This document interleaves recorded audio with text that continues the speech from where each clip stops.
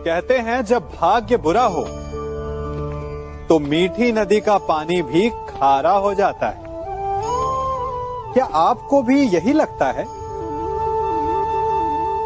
नहीं, हर अनहोनी का कारण भाग्य नहीं होता।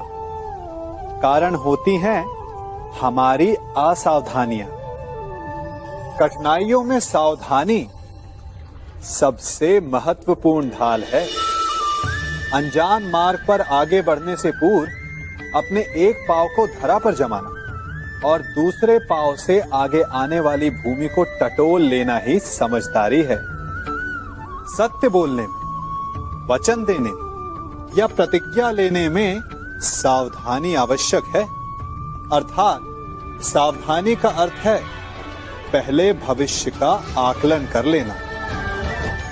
यदि घर की नींव डालने में असावधानी बरती जाए तो इमारत चाहे कितनी भी सुंदर क्यों ना हो, वो ध्वस्त हो ही जाती है। इसीलिए सुरक्षित भविष्य का आधार है वर्तमान में बरती हुई सावधानी। क्योंकि भविष्य में क्या होने वाला है ये आप जान नहीं सकते, परंतु उससे बचने के लिए सावधानी की ढाल का प्रयोग अवश्य कर सकते हैं। मनुष्य का सबसे बड़ा गुण यह है कि वो सदा अथक परिश्रम करता है और मनुष्य की सबसे बड़ी त्रुटि यही कि वो सदा छोटा मार्ग चुनता है। कदाचित इसीलिए वो वरदान चाहता है, कदाचित इसीलिए वो श्राप से भय खाता है। परंतु जय विजय हानि लाभ की भांति ही श्राप और वरदान केवल भाव मात्र हैं।